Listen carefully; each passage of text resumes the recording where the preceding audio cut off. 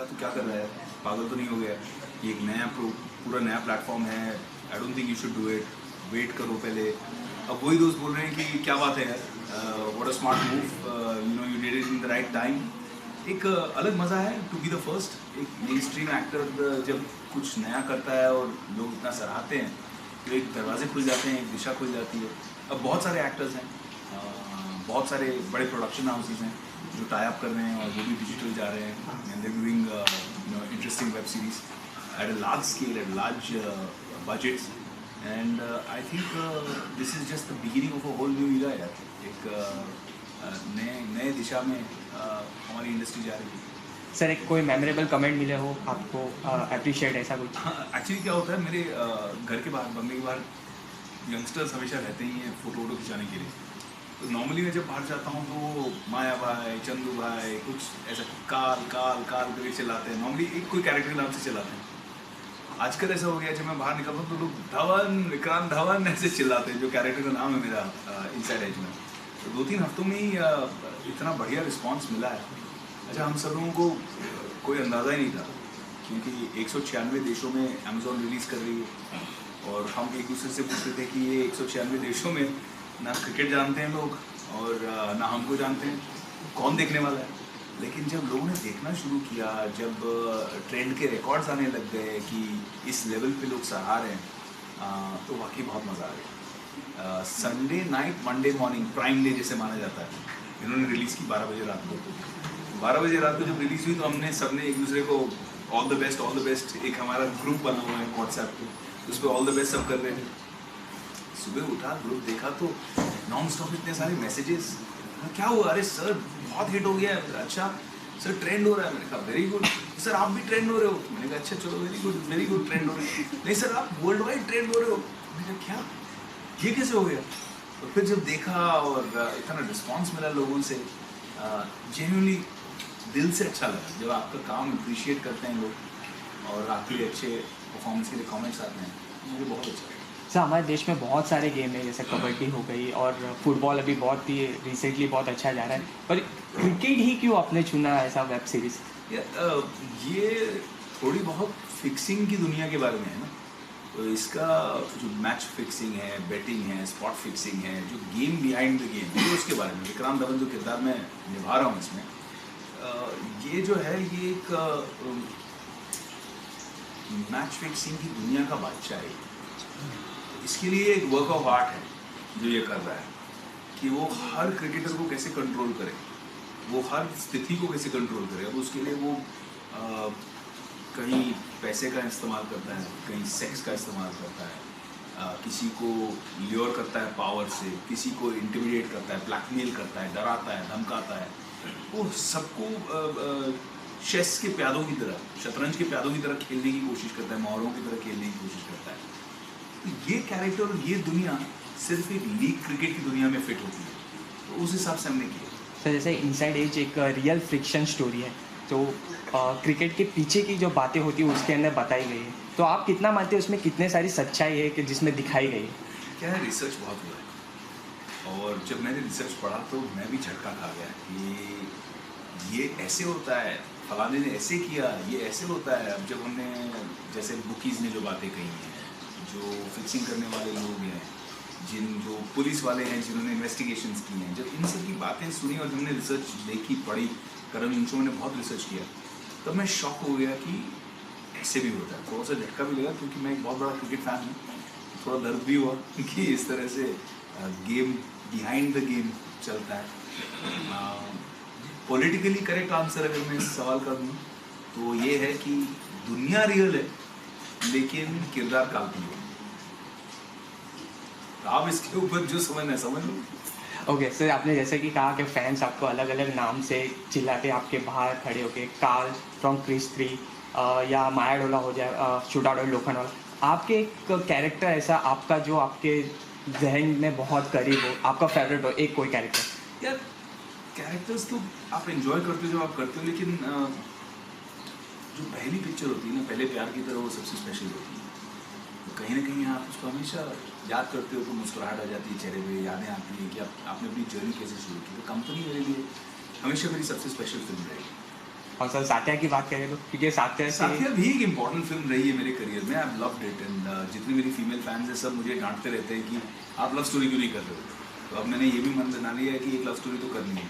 अब उसकी स्क्रिप्ट की तलाश में शुरू हो गया है। जैसे कि सर डिजिटलाइजेशन बहुत ही बढ़ चुका है, वेब सीरीज़ भी बहुत फॉर्म में, बहुत बड़े बड़े दिग्गज कलाकार भी आ रहे हैं, जैसे फरहान अख्तर जी भी आ रहे हैं। बिल्कुल बिल्कुल। तो उस एक 30 मिनट्स में पूरा स्टोरी बताना और एक लॉन्ग टाइम जो मूवी रहती है उसमें 2.5 घंटा लेके पूरा स्टोरी बताते, तो उसके वेब सीरीज़ की वजह से बहुत इफेक्ट हो रहा है मूवी को लेके, तो उसके ऊपर आपकी क्या राय है? यार, मुझे लगता है कि दोनों अलग किस्म की ऑडियंस है। वेब सीरीज़ में एक आपकी फ्रीडम ये है कि आपको सेंसरशिप के लफड़े नहीं हैं। आप अपनी हिसाब से अपनी कहानी बनाओ और आपको कोई डिस्टर्ब नहीं करता। दूसरा इसमें एक बहुत बड़ा एडवांटेज ये है कि आपको प्रिंट पब्लिसिटी, एग्जीबिशन, डिस्ट्रीब्यूशन, ये सारी चीज़ों की प्रॉब्लम नहीं है। आपने एक प्लेटफॉर्म पे चढ़ा दिया, उस प्लेटफॉर्म पे करोड़ों लोग देख सकते हैं, हिंदुस्तान में, विदेश में, हर कोने में। तीसरा, आपको ये प्रॉब्लम नहीं है कि आपकी फिल्म 1 हफ्ते चलेगी, 2 हफ्ते चलेगी। पिक्चर कभी कभी अच्छी चलती है, उसके बावजूद लोग बोलते हैं भाई इसको उतारना पड़ेगा क्योंकि हमारी अगली फिल्म की कमिटमेंट है। तो आपकी अच्छी चल रही हुई है फिल्म, लोग जाना चाहते हैं देखने के लिए और उसको उतारना पड़ता है। तो इस प्लेटफॉर्म पे उसका बहुत बड़ा एडवांटेज है। तो मुझे लगता है कि दोनों अपनी जगह हैं। फिल्म अपनी जगह है, टीवी अपनी जगह है और वेब अपनी जगह है, इंटरनेट अपनी जगह है। बट डिजिटल स्पेस बहुत फास्ट एक्सपैंड होने वाला है, तो बहुत बड़ा होने वाला है। जैसे सर आप बॉलीवुड में तो बहुत ही मशहूर है, अब आप तमिल में भी जा रहे हैं, विवेम में काम कर रहे हैं अजीत सर के साथ, तो आपको अगर बॉलीवुड की स्क्रिप्ट मिले तो करना चाहेंगे या आपकी कोई रुचि हो उसमें? हाँ, अभी जो मुझे तमिल फिल्म आई तो इनिशियली मैं भी पक्का नहीं था कि करूँगा नहीं करूँगा। मैंने कहा चलो सुन लेते हैं। और वो डायरेक्टर इतना बढ़िया है, शिवा नाम है उनका, उन्होंने इतना अच्छा काम किया है। और फिल्म की जब मैंने स्क्रिप्ट सुनी और जो कैरेक्टर सुना, क्योंकि कैरेक्टर एक इंटरनेशनल स्पाई का है और ऐसा कैरेक्टर मैंने आज तक प्ले नहीं किया, तो मुझे उसमें बहुत मज़ा आया। मैंने कहा यार ये कुछ इंटरेस्टिंग है। और पूरा ईस्टर्न यूरोप में हमने शूट किया, सर्बिया, बुल्गारिया, कहाँ हमने जाके शूटिंग की है, बर्फ़ में, कहाँ ठंड में। लुक बहुत ज़बरदस्त आया। 10 अगस्त को रिलीज़ है। आई थिंक उसकी रिलीज़ के बाद मैं सोचूंगा नेक्स्ट क्या करना है मुझे। सर अगर हॉलीवुड की अगर चांस मिले तो करना चाहिए आप? क्यों नहीं है। मुझे लगता है कि हॉलीवुड, बॉलीवुड, कॉलीवुड, टॉलीवुड, ये सब अभी इसकी कोई मायने नहीं है। आज आप सोचो तो हिंदी सिनेमा की सबसे बड़ी सुपरहिट एक तेलुगु डब फिल्म है जिसका नाम है बाहुबली 2, लेकिन लोगों ने देखा। पंजाब में एक तेलुगु एक्टर को लोगों ने इतना देखा है कि पंजाब में 50 से 55 करोड़ रुपए का बिजनेस हुआ, जो किसी पंजाबी एक्टर की फिल्म का नहीं होता है। सो ये सब अब चेंज हो गया है। अगर किसी को अच्छी लगी फिल्म किसी भी भाषा में हो, कोरियन में हो या रशियन में हो, आपको अच्छी लगी, आप देखोगे, आप एंजॉय करोगे। सर जैसे कि अभी सारी इंडस्ट्री में आजकल सभी खुल के सभी बात कर रहे हैं एज अ नेपोटिज्म के ऊपर, तो आपकी क्या राय है उसके ऊपर? As a you have came from फिल्मी बैकग्राउंड, मैं तो उसके नेपोटिज्म ऊपर में क्या विश्वास नहीं करता। मुझे लगता है कि टैलेंट सबसे ज़्यादा ज़रूरी है और नेपोटिज्म एक अच्छी बात नहीं है।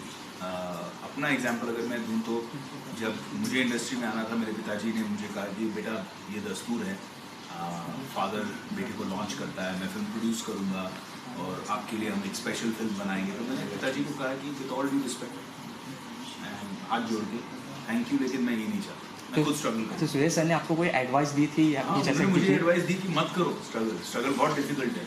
उन्होंने कहा बेटा इतना डिफिकल्ट है, मैंने स्ट्रगल किया लाइफ में, मेरा कोई कॉन्फिडेंस नहीं है, बहुत मुश्किल है, मैं हूँ यहाँ पे, मैं तुम्हारे लिए बना रहा हूँ। मैंने कहा नहीं, आपने स्ट्रगल की, आप मेरा आदर्श हो, आप मेरा आइडल हो, मैं भी वैसे ही स्ट्रगल करूँगा। 1.5 साल ऑलमोस्ट मैंने खुद स्ट्रगल किया, ऑफिस में जाके 8-8 घंटे 9-9 घंटे मुझे ऑफिस के बाहर वेट करना पड़ा। किसी को मैं बताता नहीं था कि मैं किसका बेटा हूँ। मैंने अपना नाम सिर्फ विवेकानंद रखा था, जो मेरा मिडिल नेम है। विवेकानंद ऊपर बोलता ही नहीं था, मैं विवेकानंद हूँ। और इंडिया में एक चीज़ बहुत मिलती है, फ्री एडवाइस, और ज़्यादातर बुरी होती है।